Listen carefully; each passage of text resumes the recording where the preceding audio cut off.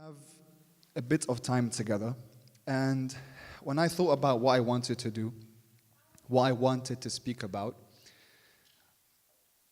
what I want to speak about most is the fact that, inshallah, all of us here, we are people who follow Ahlul Bayt, and we are followers of Sahib al-Asri wa Zaman, and we have belief in the Imam, and that's why we're here today. But belief comes in levels. Belief is like light. There can be a strong light, and there can be a weak light. And what I find most of the time, even though we don't want it to be that way, our belief in Imam Mahdi, because our knowledge on the Imam is very low, and there's so much mystery surrounding the Imam, our belief is not as strong as it could be. Hopefully I'm wrong for most of us. But our belief could be stronger. And so what we want to do is, we want to increase this belief to its maximum capacity. We want to take the fact that the Imam is present, that the Imam is going to come, and to take this very, very seriously. As serious as Monday I go to school, as serious as any deadline, as serious as any other work you have, as serious as you going home after this lecture. You have to take it that seriously. It cannot remain a story. It cannot remain a concept. It cannot remain this ambiguous, mysterious concept which we tell each other and which we talk about and which we say, yes, inshallah, he's coming one day out of many days. We don't know which day. Inshallah, he's coming, and we say that to each other. But how many people truly, truly believe he's a man, just like this body that's standing in front of you right now, and he is actually coming for sure, and they see him returning as very near, that it's going to happen for sure. And it's going to happen. Whether you believe in it or not, it's going to happen. But you want to be of those who knew it was going to happen, who believed in it happening, so that when he comes, you're prepared. Because the purified heart is the one that recognizes the Imam. It has to be beforehand. People can say it right now, I want to be with the Imam. When he comes, you might not like it. You might want to go back to your normal life. Oh, why is he ruining everything? I've got so many plans of my own, of my personal life. Because you've made so much of your life separate from the existence of the Imam. Now, me saying this isn't really helping anything, because right now I'm still talking about this concept, right? So let's make it real. And to make it real, we're going to have to put effort in. It can't be, again, I'm not going to talk to you just for an hour straight. I want you guys, this is what I want your help in, I want you to think with me, to contemplate with me. I'm going to offer you some information, and you have to think about the information, because it can't be spoon-fed. We can talk till tomorrow, and you might not believe. You might not increase in belief. So I'm not here to persuade you about anything. I'm here to give you the information in this little time that we have, and you're going to have to contemplate on that information, and you're going to have to really think it over. And we're going to do that together. And so the first thing I'm going to do is I want us to have a paradigm shift. Paradigm shift, what that means is you're going to look at things a little bit differently when you realize a small little fact. Everyone here believes in God, right? You believe in God, right? I hope you do, right? Do you really? Think for yourself, just for a moment, do I believe in Allah subhanahu wa ta'ala? It's something you don't think about very often because it's musallam. It's something that, of course, like I believe in God, but think of it just for a moment. We want to think about things we don't usually think about right now, okay? Even the things that we feel are very simple. I believe in Allah. Okay, I believe in Allah. I believe I was created. I believe I'm a creation. I believe I didn't get here by accident. This microphone didn't just pop up here, someone came and set it up. Okay? So I believe these things. So I believe in Allah, an Allah that I cannot see, that I cannot touch, that I have to think about hard to come to the conclusion that I am a creation of a creator and I have a purpose. So what's my purpose? So you believe in the Quran? Do you believe in the Quran? Everyone here believes in the Quran? If you don't, put your hand up. No one. Good. Careful. So we believe in the Quran. You believe that Allah subhanahu wa ta'ala sent a message to you, telling you why you're here. Understand how big this plan is that you're a part of. You have to have a paradigm shift. Because this is how it comes to Imam Mahdi. When you think of Imam Mahdi just on its own, as a concept on its own, it starts feeling mysterious. When you begin from the very beginning, you're like, wait, my Allah is mysterious. If I really want to think about it, I can never really understand the essence of Allah subhanahu wa ta'ala, but I really believe in Him because I'm here. I exist. So I have to go back. Allah exists. There's a Quran. I believe in the Quran. How did the Quran come to me? I believe in Rasulullah sallallahu wa alayhi. I believe in him. I believe there was a messenger. So you believe in the Prophet. And you believe in the Quran. And you believe in Allah. So in the Quran, do you believe that Nabi Ibrahim alayhi salam was put into fire? And that fire was made cold for him? Bardan wa salama. Does everyone believe that? You have to if you're a Muslim because it's in the Quran. And if you believe in the Quran, which means you believe in Allah, so you have to believe that this man was put into fire. It's not a figure of speech. He was put into fire and he stayed alive. Do you believe that Moses split the sea? A physical sea was split and he walked there? He walked through it with his people? You have to. If you're a Muslim, you believe in the Quran, you have to believe that. Do you believe that Isa ahya al-mawta? You believe that he brought things back to life when after they were dead? Bi-idhnillah? You have to. Because the Quran says so. If you don't believe in the Quran, then we go have a different conversation. But no one put their hand up. So everyone here has to believe that. Do you believe that the people of the cave were put into a cave for hundreds of years and had a very long sleep? You have to.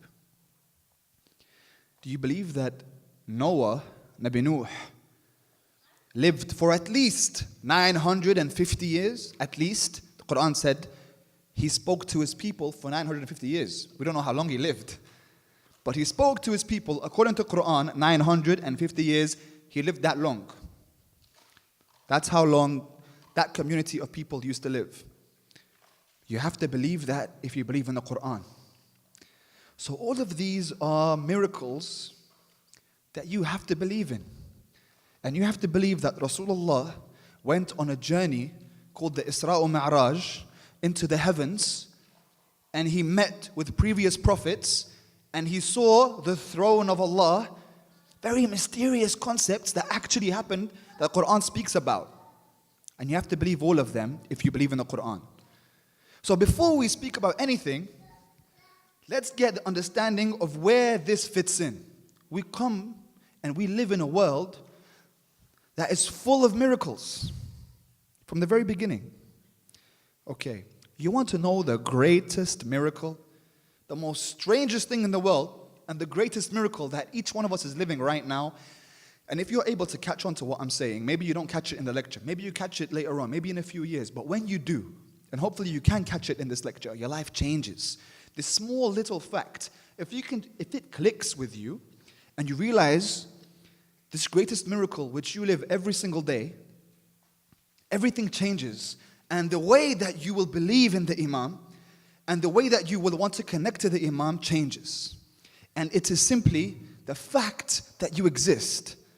If you take a moment and you think of your own existence, just I am mawjood, ana, I am me, just for a moment, before you call yourself Hassan, or Hussein, or Haidar, or Zainab, or Fatima, whatever you are, whatever your name is, whoever your parents are, whatever you think your identity is, before any of that, forget all the information that you've been taught, just the very fact that when you think beyond your thoughts of your being, your very being, what is that power? Where does your willpower come from? That consciousness that you have, your consciousness. You have a consciousness that is immaterial. Okay, we say my eye sees, my tongue tastes, my hand feels. But there are things that are not physical that you are. Actually, you're not a physical being.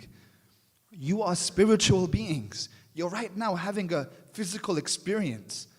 But you go somewhere when this body dies. I didn't say when you die, when your body dies, because you don't die. You don't ever die. You, ana, when I'm talking about ana, your body changes all throughout your life. There was once when you were a baby. When you think back at it and your memories, it feels like a different life. Back then, that was still you. That was still ana. That's the greatest miracle you're living. If you can latch onto that and you can think of your imam through that perspective, if you can get yourself to that paradigm shift, that's the greatest miracle. The problem is, we are bombarded every single day with so much materialism and physicality that it makes all of these things that I'm speaking about seem like they're such faraway dreams or movies or dreamlike fantasies. But they're real. I was just speaking to a brother right now. You have to just have a different paradigm shift. This brother, I met him in Toronto. And he saw me and he said, "You remember me?" I'm like, "Oh yeah, we met each other in Canada. And right now we're meeting in Denmark. And I'm from England, but I study in Lebanon. We're meeting in Denmark, across the world. 200 years ago, you tell someone, like two Shia people would meet on other sides of the world, they meet here. Be like, that's crazy, that's magic. What kind of miracle is that?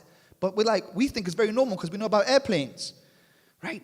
It's just a paradigm shift. Actually, right now, crazy things are happening in the world, really crazy things. But because you think you can explain it physically, you just go on about life like it's normal. But actually, a lot is happening. There's so much happening. And the signs are showing that the time is near. And if you can't see that, if you can't see the time is near, then you have to really wake up. Crazy things are happening. Right now, people can just press a button and half the world is finished. We've never been here before. As humanity, we've never been at this stage. Things are changing very, very fast. And you have to wake up to prepare yourself. So, we come to this thought of the Imam. This thought that's been there for all of time. This is a universal concept that a savior will appear at the end of times for several different religions. The Jews are waiting for a Messiah. The Buddhists are waiting for a Messiah. Christians are waiting for Jesus, who comes with, in the Islamic narrative, Imam Mahdi, Sharif. So, this is a universal concept. It's all been, in Islam, it's one river of truth. Okay? In Islam, we don't believe Islam started with Prophet Muhammad. Islam started way before that. When Nabi Adam came as the first prophet of this world, the hujjah of Allah subhanahu wa ta'ala was with him. And the hujjah has always been on earth, from prophet to prophet to prophet to prophet, right? From Adam, and it goes down till it gets to Noah, till it goes down till it gets to Abraham, till it goes down to Moses, to Jesus, to Muhammad. That's why we, Assalamu alayka ya waritha Adam, ya waritha Nuh, ya waritha, until it gets to Prophet Muhammad, and then the hujjah goes on to Imam Ali alayhi salam, down to Imam al-Hassan, Imam al-Hussain, down to whom we believe is Ibn al-Hassan, Imam al-Mahdi. The hujjah, we believe, has to be on earth. Hujjah as in the proof of God. The one who represents God on earth. There has to be someone. Otherwise, this whole thing doesn't make any sense. It makes no sense otherwise. If you ask any religion on earth right now, where is your leader? Where is your teacher? Where is the person who introduced these teachings? Every religion says that they're dead. Henry Corbin is a French philosopher who used to have weekly meetings with a great Shia scholar called al-Mahdis. And they would sit down and they would converse. And Henry Corbin said the thing that pointed out to him about Tashayyu', the thing that most interested him, was that in Tashayyu', in Shi'ism, the leader is still alive. It's the only religion which is still active. It's still growing. It's still ongoing because they believe that their leader is still there and he's still present and he's still alive. No other religion claims that. So, people have doubts. They have doubts because, as I said, they've been bombarded with this materialism, this physicality, this feeling that all of these things that I'm speaking about are fairy tales. And even Muslims who do believe in the Quran, they say they believe in the Quran, they believe in Allah, they believe in all these immaterial concepts, but I can't believe in Imam Mahdi. Why? There are several different doubts that people have, and it's okay to have doubts. We can talk about them. I'm sure some people here have doubts. You have to ask questions. It's okay. Islam understands there are doubts, and you ask questions, and we clear up those doubts. And that's why we're here. So people doubt. Some people, they believed in Imam Mahdi when they were young. And then they grow up. And now they're in their 40s, their 50s, and they say, you know, when I was a youth, I still had that passion. I was still waiting. I would talk about this with fire in my heart. But now, I'm like 40, 50 years old. I'm tired. I'm a realist. I just know these things don't work. These are stories to fire up people. Some people will come with a different doubt. A second type of doubt is the academic approach. You know, people from outside of Shi'ism study us, and they be like, the Shia, they believe that their leader is still alive and he's about 1,000 years old. But really what happened was, 1,000 years ago, there was no Imam left, so they had to make this concept up and fabricate it so that they could carry on their religion. So they lied to their people, and the people just buy it now. There are doubts coming from our Sunni brothers. By the way, Imam Mahdi is a concept in traditional Orthodox Sunni Islam, but there's a certain type of Sunni that doesn't believe in Imam Mahdi and believes that it was the Shia who influenced the Sunnis to write these ahadith. Well, I wouldn't be surprised because the Imam emerges in Saudi Arabia, in Mecca, and I'm pretty sure that Saudi Arabia doesn't want Imam to come out. It's a threat to a kingdom. There are people who are studying at university, studying in school. I remember when I was a kid, and I was so interested. Like, my parents speak about Imam Mahdi, and I hear all these things, but I mean, I know I'm supposed to believe in him, but like, what's the proof? And so when you're on Wikipedia or you're on Encyclopedia Britannica and you type Imam Mahdi and he comes up, right? And then the first line that it begins with is what? Imam Mahdi is a concept in Shi'ism, although there is not one authentic hadith or narration about him, they believe in him. That's the first line.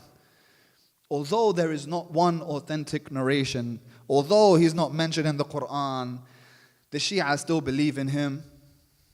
These are the doubts people say.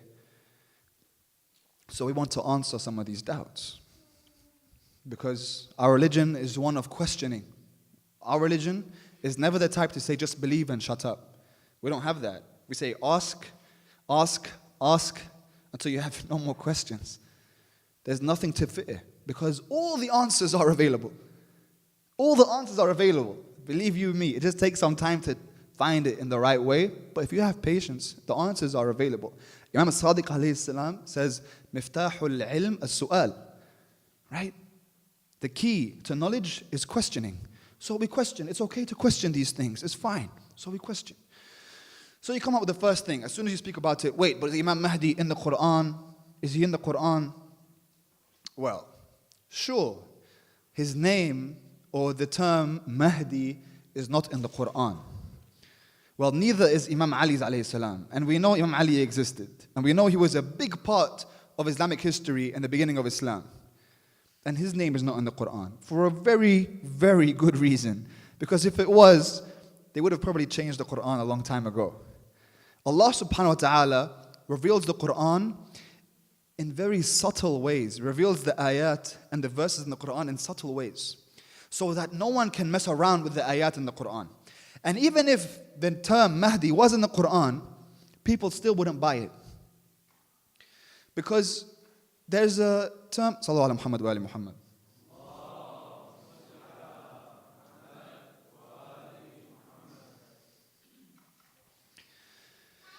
We know one of the names of the Imam is Baqiyatullah, right?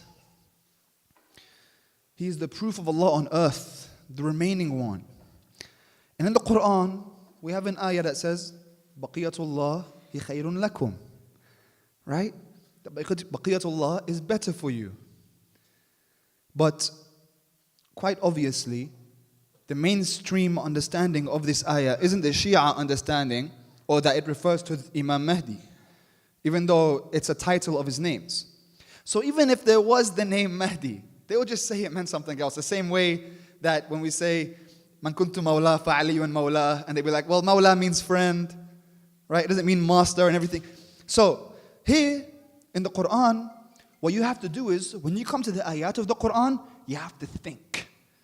Because if you look at the Quran and you look at Islam as a whole puzzle, and you put the pieces of the puzzle together, it begins to make sense overall. Okay, this is what I meant in the beginning by you have to think. So, I'm going to recite an ayah, and we're going to think about this ayah. And we're going to think, what does this ayah lead to? Because in the Quran, Allah subhanahu wa ta'ala, He says, هو الذي أرسل رسوله بالهدى ودين الحق ليظهره على الدين كله ولو كره المشركون. He says, Allah subhanahu wa ta'ala says, that He is the one who sent His messenger, Muhammad, sallallahu alayhi wa alihi. He sent His messenger, sallallahu ala Muhammad wa ali Muhammad.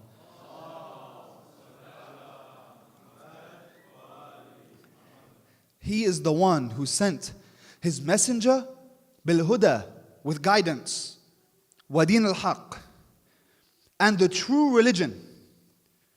This is the Quran that we all said we believe in. Why? لِيَظْهِرَهُ عَلَى الدِّينِ كُلِّهِ. It is going to prevail and reign victorious and supreme over every single religion. وَلَوْ كَرِهَ الْمُشْرِكُونَ. Even if people don't like it. Even if those who don't believe don't like it, it doesn't matter. It's going to happen. That's a divine promise from Allah subhanahu wa ta'ala. And this is just one ayah. It says it again and again and again along the same lines throughout the Quran. What that means is, think about it for a moment. If Islam is going to be the dominant prevailing religion on earth, ala dini kullih, there's going to be one religion. Islam, the true religion. How is that going to happen? Just think for yourselves how. Make a theory, any theory. If you believe in the Quran, then you believe that this is something that's going to happen. How? I challenge you to think it over. How is it going to happen that Islam is going to reign supreme? In which way? It didn't happen in any prophet's time. It didn't happen in Rasulullah's time. It didn't happen in Imam Ali's time. Imam Hussain couldn't do it. None of the Imams did it. So who's going to do it? Right now, think for yourselves, all those different governments, all those different monarchies, all the different types of governments that have existed in the last 1,400 years or even before that in history have never lasted, ever. They've come and gone and come and gone. Empires have come and gone. So many different empires. It just comes and goes. And it changes over time. How is Islam ever going to reign supreme? And you see, if it's in the Muslim countries, well, the Muslim countries are the worst ones in the Middle East. It's not going to happen from them. It's not going to happen to the king of Jordan. It's not going to be the king of Saudi Arabia. It's not going to be the king of anywhere. So who? How? The only way for you to give an answer is that Allah's going to get involved somehow. There's no other way. There has to be some divine intervention. There's not going to be a special figure, normal person, that's going to come out and somehow unite the entire world and bring Islam. It's not going to happen. Allah has to get involved somehow. If you just think it over, don't take it from me, take the ayah and reflect over it. But it's something that's going to happen, and you have to think about how this is going to happen. Now, we pray 5 times a day, right? We pray Fajr, Dhuhr, Asr, Maghrib, Isha. We pray. The Quran doesn't tell us how to pray. The Quran says pray. It doesn't say there are 5 prayers. It doesn't say you do sujood here, and then you do ruku' here, and then you do qiyam here, and then if you forget the first one, then on the second one, and then this is what happens. The Quran doesn't say that. You know who says that? The Imams and the Prophet tell us that in the hadith. A hadith are reports. They're reports that people would write down in their time. This is what the Imam said. And then right now what scholars do is they look at these reports. Thousands and thousands and thousands of, hundreds of thousands of reports. And they say, okay, so the Imam said, or if this happens, it happens there. They know how to know there's a fake report from a correct report. That's what you do in Hawza for like 20, 30 years, right? Okay. The hadiths give details on what the Quran gives as a principle. So the Quran tells us this principle, Islam is going to reign supreme over the entire world. The hadith goes into more detail. The same way that the hadith goes into detail how you pray, and you understand that and you accept that and you pray every single day. Same thing with the hadith. Now the interesting thing is, when a hadith come across, sometimes it's a weak hadith, sometimes it's a strong hadith, so there are strong reports, weak reports. Sometimes there are so many reports about the same thing that we are sure this thing is within Islam. Okay? It's called like tawatur, that's what it's called. Like for example, in Yawm al-Ghadir, we know for sure Yawm al-Ghadir happened. That's how we know everything that happened in history. We know for sure that Rasulullah held Imam Ali's arm up and he said, Man kuntu mawla fa Ali mawla. Sunnis cannot say that didn't happen because it's tawatur. There are so many reporters of the same thing. Maybe not in the same words, but there were over 100,000 people that were there in the Ghadir camp. And they would say, okay, Imam Ali stood up, the Prophet stood up, he held his hand and he said so and so. So there's tawatur, we understand that. The same thing with the concept of Imam Mahdi. When it comes to Sunni narrations, just Sunni narrations, even though Encyclopedia Britannica says there's no authentic hadith, when it comes to just Sunni narrations, there are over 400 narrations about Imam Mahdi. Sunni narrations. When it comes to the most authentic types of Sunni narrations, there are 270. When it comes to Sahih Bukhari, Tirmidhi, the collection of Ibn Hanbal. Bukhari is the main collection of hadiths that they have. Written by a scholar called Bukhari, it's called Sahih Bukhari. There are hadiths in there about Imam Mahdi. They come up to 270 hadiths in the Sunni tradition. Do you know how many there are when you combine the Sunni and Shia traditions together? How many hadith about Imam Mahdi there are? 6,000. 6,000 reports from the Prophet and the Imams about Imam Mahdi. It's undeniable in Islam that this concept exists and there are authentic narrations. And you know what's the most interesting part of that? The most interesting part that I find is when I was younger and I would read these things and I saw there's this one narration. There are so many, I'm not going to name them, but there's one I want to focus on. And it's said in different ways. It's said, the Prophet says that the Khalifas after me are 12. It's said again and again in different ways. The Imams after me are 12. The Amirs after me are 12. He keeps saying it in different ways. You find it differently in different reports. When I was younger and I read that, I thought, yeah, but someone could just write that afterwards. After the Shias say there's 12, and he's like, all right, there's 12, and he just writes it down and it goes into a book. What's interesting is that one of those versions is in Sahih Bukhari, the Sunni collection of hadiths, and that was written when? The time of Imam al-Hadi and Imam al-Askari, the 10th Imam and the 11th Imam, before the 12th Imam was born. That's when that collection was gathered. Which means it couldn't have been written afterwards. It's not something that was written afterwards. It's not a fabrication that was written afterwards. The concept of 12 was there before Imam Mahdi was born. There was the concept of the 12. Now, of course, it isn't with the Sunni hadith, it doesn't say the names of the 12. On the Shia hadith, it says the 12, and they are Ali ibn Abi Talib, wa Hassan ibn Ali, wa Hussain ibn Ali, and it says the names until it gets to Muhammad al-Mahdi ibn Hassan al-Askari alayhi salam. Sallu ala Muhammad wa ali Muhammad.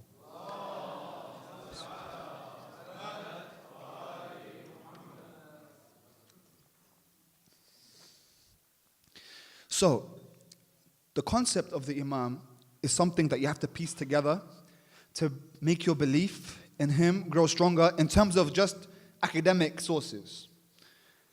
But there's also a way to think of it through aql, through just intellect. And for me, this is the most strongest proof. The strongest proof is when you just think about it. That's the strongest proof. So, it comes to the time of Imam al-Askari, the 11th Imam. And it comes to a very important night like tonight. And you know the 11th Imam, he was in a place called Samara, right? In Iraq today, that's where he's buried. He was in Samara on 15th Sha'ban over 1,000 years ago. And this is when the miracle birth happened, because the concept of the 12 was there. So they didn't want there to be the 12th one. They wanted to kill him. And they had killed every single Imam beforehand. So this one that was going to come obviously could not be killed. There had to be a way to protect this one. And that's not the only reason for the ghaibah, for the occultation, that the Imam right now is in ghaibah. That's not the only reason for it, and we'll get to that reason. Shukran, Habibi. That's not the only reason for the ghaibah. So, for his safety, Allah subhanahu wa ta'ala, there was a miracle birth. Just like the miracle birth of Nabi Isa alayhi salam. It's very interesting how the narratives of Nabi Isa and Imam Mahdi intertwine this way, because they're going to come together according to the narrations at the end of times, and they had a very similar birth. And so Sayyidah Narjis, his mother, gives birth to him on this blessed day, on the 15th Sha'ban, on this night, tonight. Okay, the night that we're here, we're speaking about this on this time because we want to gain this connection to the Imam. And he is guarded and protected for 5 years. 5 years he lives with his father, Imam al-Askari, as a child. When he's 5 years old, Imam al-Askari dies. He passes away, and this 5-year-old orphan is left alone, guided by Allah subhanahu wa ta'ala. And then he goes into what is known as Ghayb al-Sughra. So in the Shia tradition, they say there were two ghaybas, Ghayb al-Sughra wa Ghayb al-Kubra. Ghayb al-Sughra was the first ghayba, when the Imam first disappeared for 70 years. Then the Ghayb al-Kubra happened, the greater occultation, when from 70 years till now it's still going on. He has not been officially heard of, officially seen. When I say officially, I'll explain why. Heard of or seen officially from then till now. In that 70 years, what happened and why? Well, first of all, if you ask me, why did he go into ghaibah? Aside from the fact that they had killed every single Imam, and we were on our last one, and this one was the one that was destined to lead the final divine plan, the final divine mission, to finish it. The Imams always speak about the Qa'im. They say that his mission is different to our mission in the way that he's going to be. You know what Imam Rida says about him? They used to ask Imam Rida, are you Sahib al-Asr? Are you al-Qa'im? Because they had the concept there. You know what he would say? Imam al-Rida, the 8th Imam, he would say, no, but I wish to be a servant of him, of his. Imam al-Rida says he wishes to be a servant of the Imam. This is your Imam now. The reason why is because this very special person has to have a long life, which is possible. We explained in the beginning all these possible things that could happen. He has to have a long life. Why? Why can't there just be someone that is born now and be Imam Mahdi? Think about it. If someone is born now and is going to be Imam Mahdi, this chosen one, how would he know? How would he know he's Imam Mahdi? Where does he even begin? And he's going to be a product of his environment. At the end of the day, it's so difficult to remove yourself of where you're born, where you're from, who you are. How do you begin? Does a new revelation come down?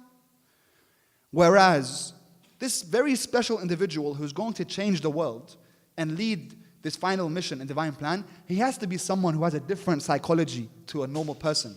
Through experience, you could say, well, Allah can just give him that. Allah can, if someone is born, he can be Imam Mahdi and Allah can just give him the knowledge.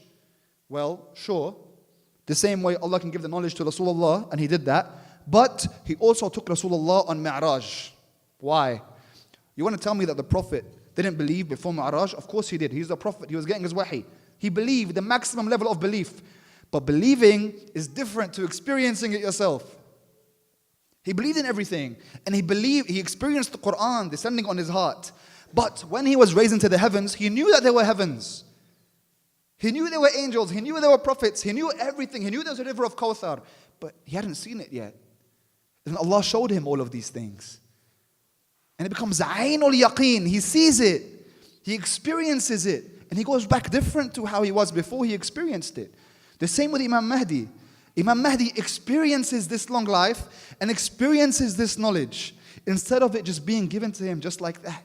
He lives for over 1,000 years and he looks on to the world as he sees the world change from year to year, decade to decade, century to century. All these things that have happened in the last 1,000 years, Imam Mahdi has been present and he's been watching all of these empires rise and fall. And he sees what makes an empire strong and he sees what makes an empire weak.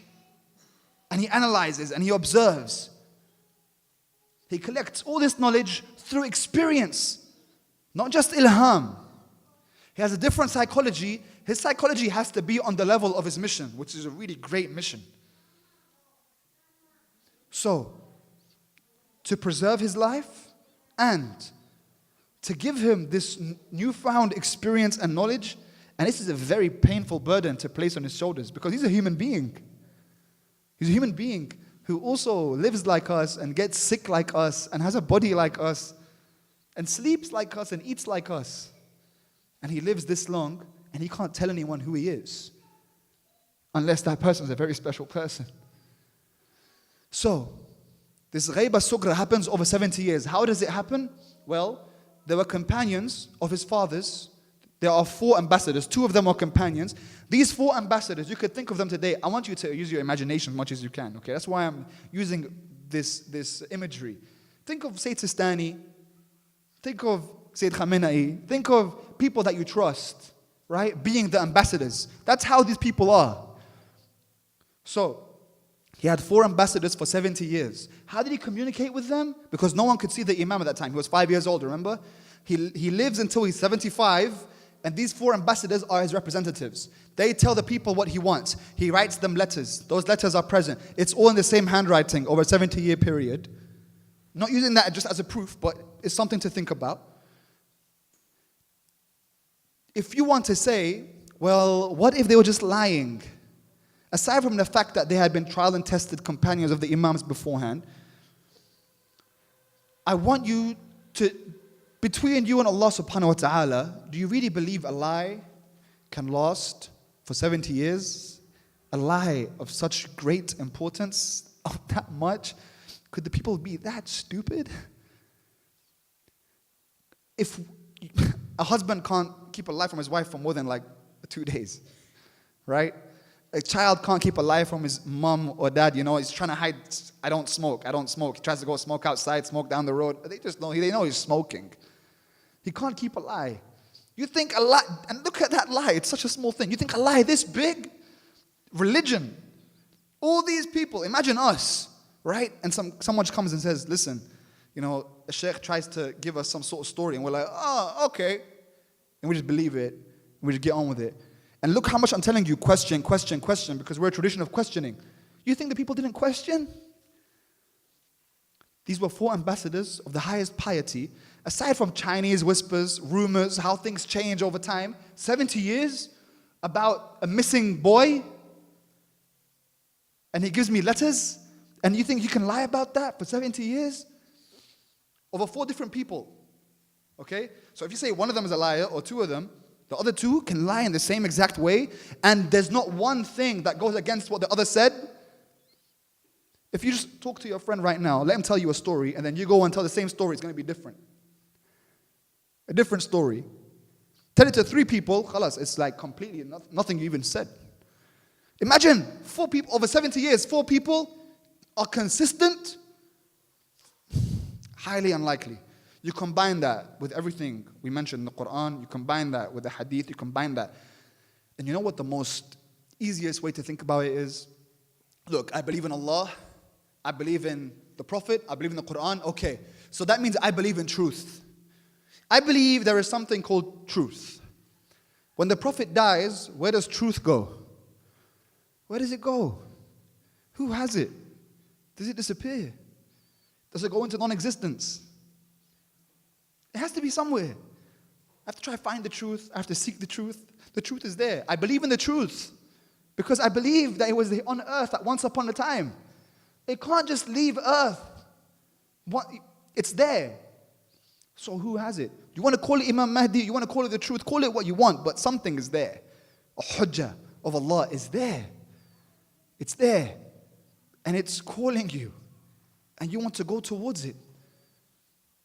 And we have the opportunity to do so. And it's right in front of us. Now,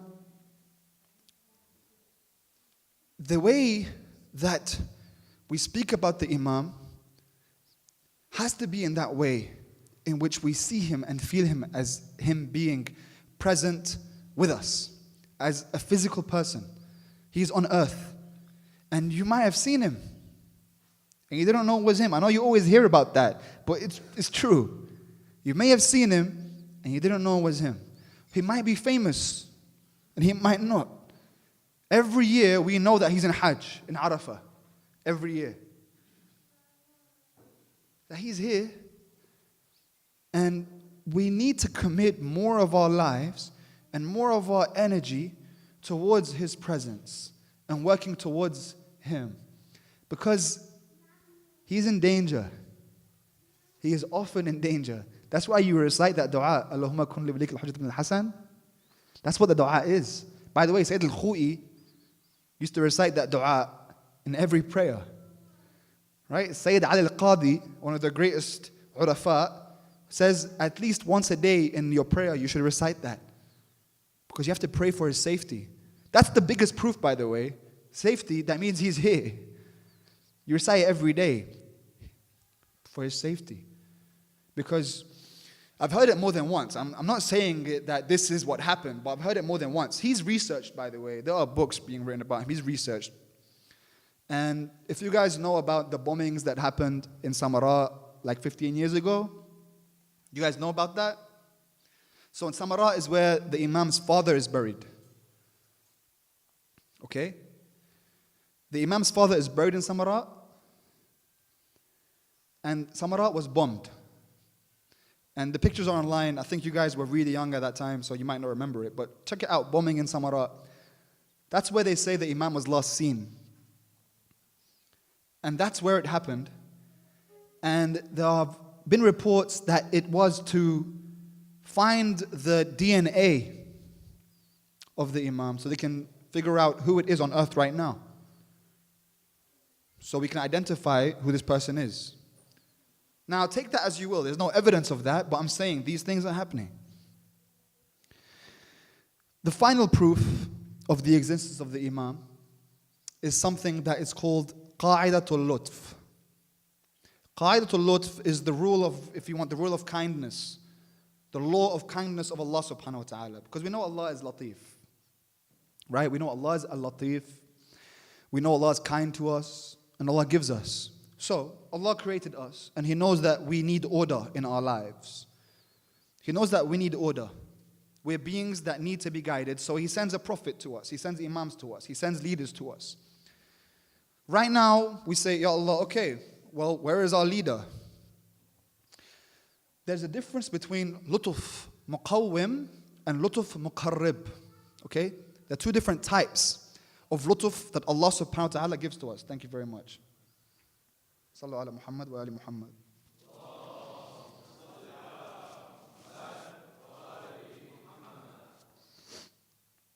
ثانية على حب الزهراء عليه السلام.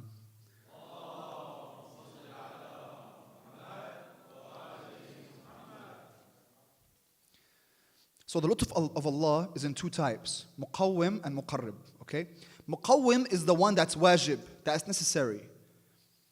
Muqarrib is not wajib. I'm going to explain what that means now. Don't be freaked out by the terms. They're simple concepts. Muqawwim, muqarrib. Muqawwim is that Allah has to do this thing because He's Allah. You can't expect me to know how to be guided without a guide, Ya Allah. So you have to send me a prophet. You have to send me an imam. So Allah does that. But Allah sees we need order. He sees we need to be guided. And He has the power to do so. So He has the power and He knows that we need it. So if you know we need guidance and you know for sure that you have the power to do it, well then you wouldn't do it only for two reasons. Either you just don't feel like doing it, or you don't want to. You want to hold back. And we know both with Allah are impossible. Allah does not hold back. He is da'imul fadli ala al-bariyah. He's always giving. He never holds back what He's giving. So then He has to have a hujjah of Allah and a guide on earth. His existence is necessary. Muqarrib, lutuf muqarrib is the type where He has to be in front of you so your eyes can see Him. That's not necessary. That would help. It's muqarrib. It would be a big bonus if we could see Him. But it's not necessary for you to see Him for you to benefit from His existence here. His role right now was the same as his grandfathers. His grandfathers, the role they had were the tafsir, the ta'wil, hifz, right? They would explain the Quran so we can understand their religion. And finally, they would يحفظون al-Quran. They would protect the Quran. They would protect the deen, protect their religion from it going astray, right and left. The Imam right now is still in hifz. He is still protecting the deen through the scholars, through his own means. He's still working every day to make this happen, to make the faraj happen. He's working, he's doing his part. He's working to make the faraj happen, and he is protecting the deen from the other side. So no matter what happens on earth, everything that happens, we already know the end of the story, by the way. Like the ending is done. We know what the ending is. But right now, what we're doing is just finding out who the main characters are. The ending, we know the ending. We win. But we don't know who the people are that are going to make us win. And we all want to be part of those. We want to be main characters. Okay? And it's your opportunity. The ending is already written. But it's very difficult to be a character in this story. It's a very difficult story to live because it needs a lot of patience. There's a lot of pain. There are narrations that the Imam has 30 representatives with him at all times, whether physically or as representatives. There are narrations that are there. There's a network of Imam Zaman right now. Right now, he has a nation on earth, a shadow nation. It's not a figure of speech and it's not a metaphor. He has a nation on earth right now, a network of people that are working together, whether they know it or not. They might not know. You might be a part of this network and you don't know it. Wallah, I'm serious. If you are involved in Amal Islami, if you are involved in community work, if you are involved in some sort of work under some sort of leader, who's under some sort of leader, who's under some sort of leader, who somehow it goes back to Imam Mahdi, he has news from east to west. Russia, China, Asia, Brazil, whatever's happening is a global network. Imam Mahdi is at the head of it. And there are people working for him, whether they know it or not. I'd really like to believe that I'm one of those people, and I know you would too. So you should work. Because the network is there and it's happening. You say, can I see him? Yes, you can. I know you guys hear a lot when they say, anyone who says they've seen Imam Mahdi is a liar. And that's been narrated, but that's in a different way. Anyone who claims to be a representative of the Mahdi is a liar. If I come to you, I say, Imam Mahdi told me to tell you this. That's a liar.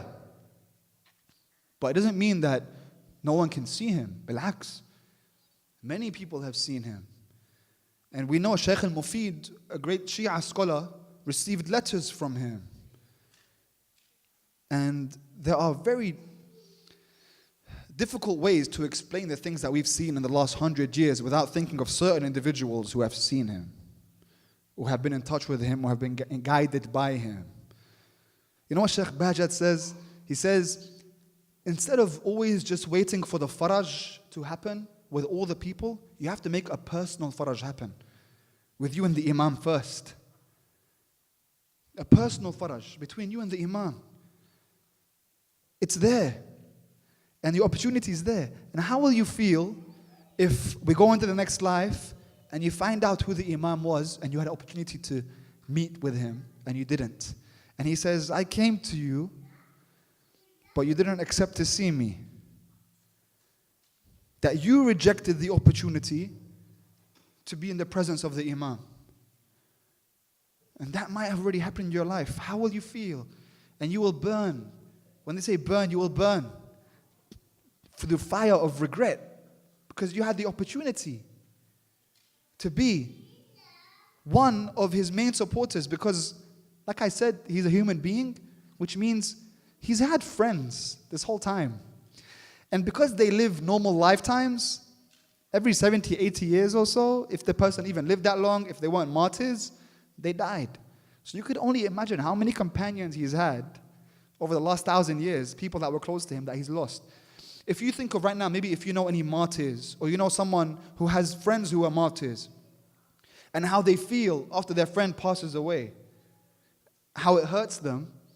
And the Imam sees that, watches his followers and watches those people that are working for him. Perhaps they're having their own personal faraj and their presence with the Imam, not knowing that even one of the people in his network in his nation right now. That's going on right now. Sallallahu ala Muhammad wa ali Muhammad.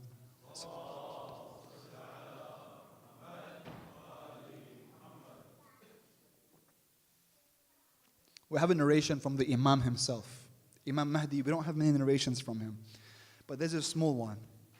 And he says, من أخلص العبادة لله 40 صباحا ظهرت ينابيع الحكمة من قلبه على لسانه. He says, anyone who just gives 40 mornings of sincerity, sincere worship to Allah subhanahu wa ta'ala, wisdom will erupt like springs from his heart to his tongue. There are people out there, this wisdom is not from books. This wisdom is not something that is taught. It comes from the heart onto the tongue. There are people that are gifted these gifts through the barakah of the Imam, and he tells you 40 sincere mornings. He doesn't tell you 40 days of Salat al-Layl, 40 days of fasting, 40 days of this dua and this dua of Hamza Thamali every night. It's nothing very difficult. 40 days of sincere worship, 40 mornings. That's it. And he tells you it's a challenge basically, and it's a challenge that if anyone wants to take this challenge on today, you would finish it at the end of Shahr Ramadan. So it's a beautiful time to take this challenge on. 40 sincere mornings, and your life changes. And I remember when I read this narration, I started crying because, may Allah forgive me, not that any wisdom comes from me, but I feel I was given an opportunity to study under those who have such wisdom, simply because when I was 18, 19 years old, I was just a kid from London, and I didn't know much about religion at all.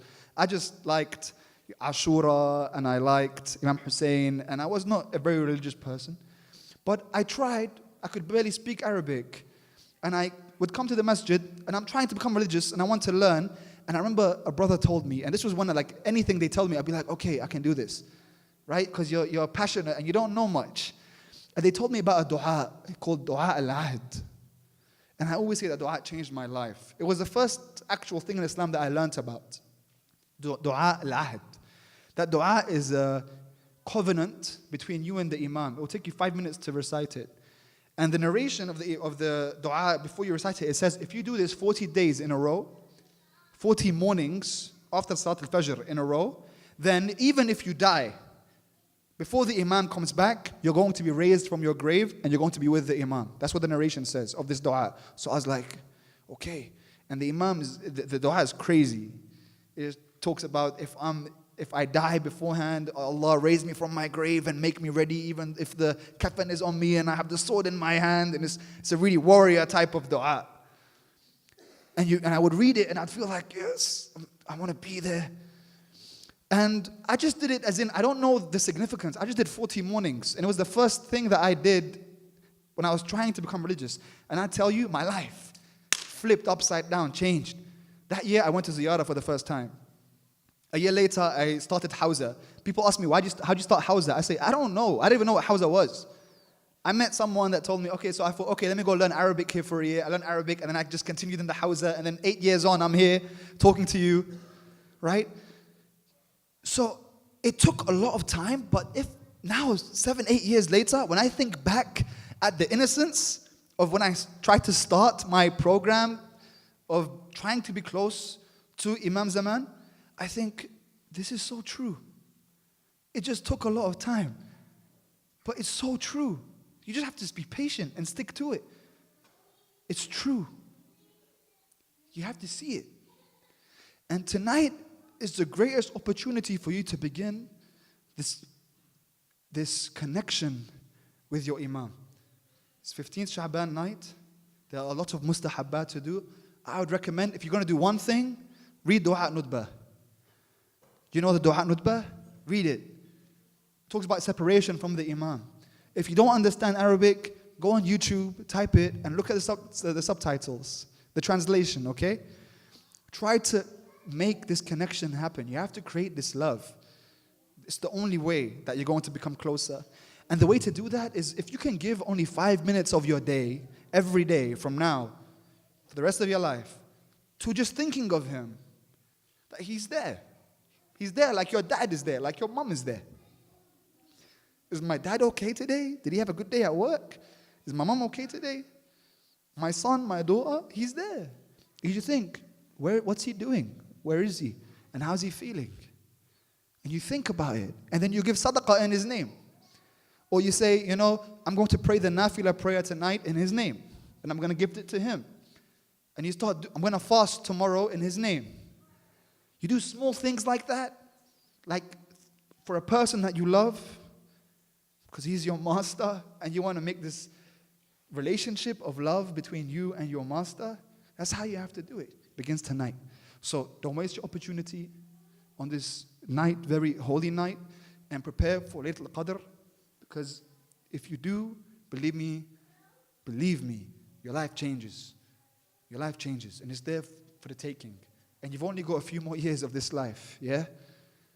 30, 40, 50, if that. If none of us, last time Allah gets run off by a car or a crazy accident, there's not much left. When we walk outside, the road we're walking on is full of like dead bodies, okay, under the ground. Bones have just perished. This world's been going on for a long time. History has shown us that a lot of people just are not remembered, they don't matter.